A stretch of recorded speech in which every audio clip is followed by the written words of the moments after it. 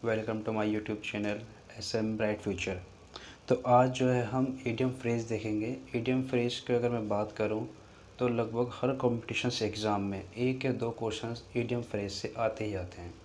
और idiom phrases जो है याद करने में इतने डिफ़िकल्ट नहीं होते अगर हम उनके जो वर्ड के थ्रू, उनकी मीनिंग के थ्रू अगर हम याद कर लें तो ये ईडियम्स और फ्रेज़ जो होते हैं वो बहुत ज़्यादा ईजी हो जाते हैं।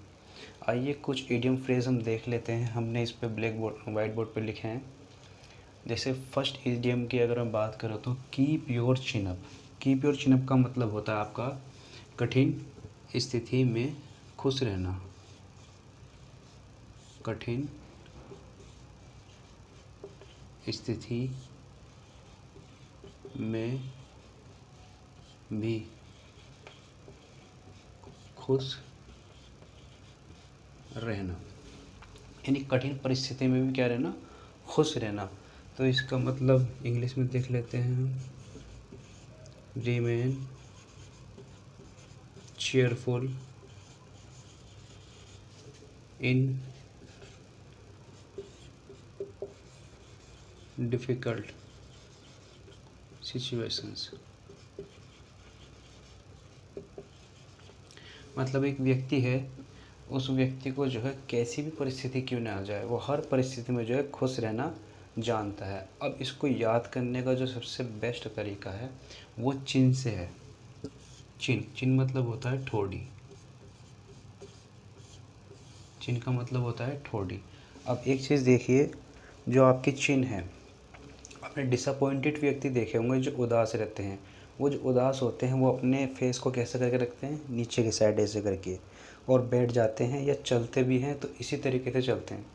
लेकिन जो खुश व्यक्ति होगा वो कैसे करके चलेगा, अपने फेस को ऊपर करके ऐसे करके, फेस को करके, चिन को ऊपर करके जो है चलेगा। तो हम इसी से अंदाज़ा लगा सकते हैं या इसी से वर्ड की मीनिंग से हम देख सकते हैं कठिन स्थिति में खुश रहने वाले व्यक्ति को बोलते हैं कीप योर चिन अप, जो हर परिस्थिति में जो है खुश रहे। दूसरा देख लेते हैं next, throw the towel in. Throw the towel in. Throw the towel in का मतलब होता है हार मान लेना। हार मान लेना। इसका होता है टू क्विट डिफीट। अब टू क्विट डिफीट, तो इसको हम याद कैसे करेंगे टू क्विट डिफीट को, यानी कि हम इसको थ्रो द टॉवल इन को, आपने बॉक्सिंग्स के मैच देखे होंगे, उसमें क्या करते हैं जब बॉक्सिंग चालू होती है तो रेफरी जो है एक रुमाल को छोड़ता है, टॉवल्स को छोड़ता है। वो जैसे ही नीचे गिरती है मैच स्टार्ट हो जाता है। और जब होता है, कोचेज जो होते हैं, अगर उनका जो प्लेयर है वो हार रहा है या उसको ऐसा लग रहा है कि उसके जो बहुत ज़्यादा चोट लग चुकी है, तो कोच जो है अपना जो रुमाल जो होता है रिंग के अंदर फेंक देता है। इसका मतलब वो मैच जो है वहीं रुक जाएगा, यानी कि उस प्लेयर ने क्या करा, हार मान ली। तो इसलिए हम जो है टॉवल से ही लगा सकते हैं थ्रो द टॉवल इन, यानी हमने रिंग में फेंक दी, इसका मतलब हार मान लेना। इससे हम इस जो है एडियम्स का, जो फ्रेज का जो है मीनिंग निकाल सकते हैं। नेक्स्ट देख लेते हैं, burn the midnight oil. Burn the midnight oil का मतलब होता है देर रात तक मेहनत करना। देर रात तक मेहनत करना। इसको इंग्लिश में लेंगे work and read. Work and read late into the night. Late into the night. मतलब burn the midnight oil. Burn the midnight oil का मतलब होता है देर रात तक मेहनत करना।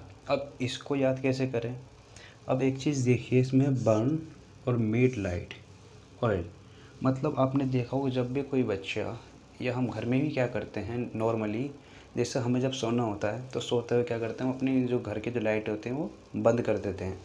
तो ऐसे ही अगर कोई बच्चे ने या किसी स्टूडेंट्स ने या किसी भी व्यक्ति ने मोमबत्ती जला रखी है, तो इसका मतलब वो देर रात तक या तो पढ़ रहा होगा या तो फिर वो कुछ ना कुछ काम कर रहा होगा।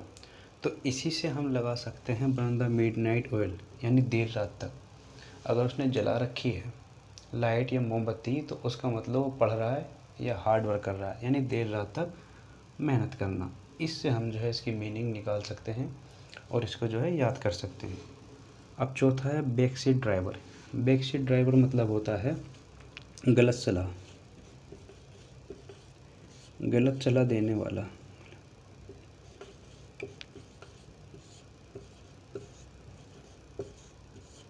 देने वाला व्यक्ति,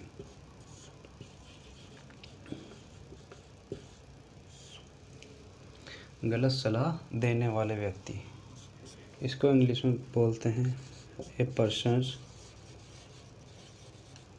हु गिव्स अनवांटेड,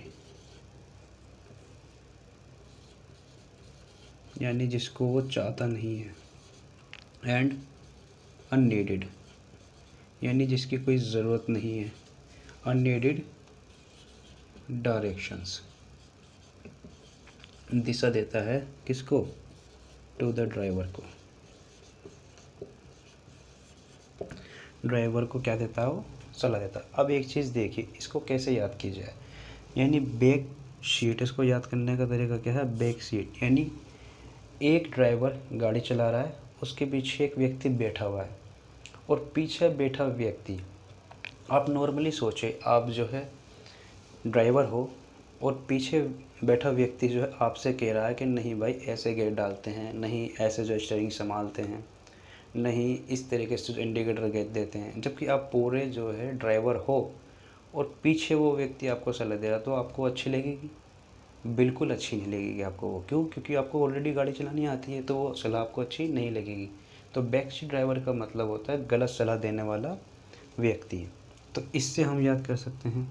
अब एक्लीज हील, एक्लीज हील होता है कमज़ोर बिंदु, कमज़ोर बिंदु,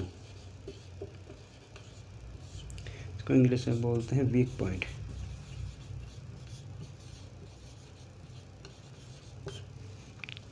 अब देखिए वीक पॉइंट, इसको याद करने का सबसे अच्छा तरीका यह है हील्स।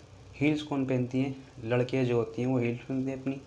तो अब ये देखिए हील्स अगर थोड़ी सी मुड़ जाए तो पैर में क्या आ जाती है, मोच आ जाती है, वो कमज़ोर बिंदु होता है पैर का मोच आ जाना।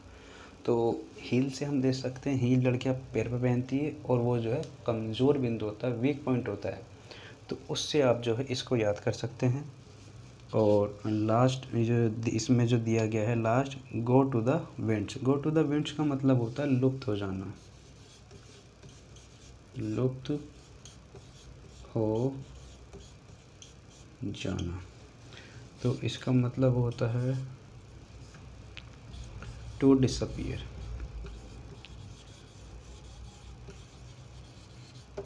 टू डिसअपियर, लुप्त हो जाना। अब इसको याद करने का सबसे अच्छा तरीका जो मैं बताऊँ आपको, ये देखिए विंड्स, विंड्स का मतलब होता है हवा। क्या होता है विंड्स का मतलब, हवा। अब कोई चीज़, अब मैं कहूँ कागज़ हो या एक पिन्नी हो, वो अगर हवा तूफ़ान आ गया, वो उसमें घुमाते हुए जो ऊपर उड़ा करके ले गया, तो वो क्या करेगा, उसको लुप्त कर देगा। तो हवा में कोई चीज़ आएगी तो वो क्या हो जाएगी, लुप्त हो जाएगी। गो टू द विंड्स, कोई अगर चली गई हवा में तो वो क्या हो जाएगी, लुप्त हो जाएगी, डिसअपियर हो जाएगी। तो इस तरीके से जो है आप इडियम्स और फ्रेजेस को जो है आसान से जो है वर्ड्स की मीनिंग के थ्रू आप जो है उनको याद कर सकते हैं। आइए कुछ और हम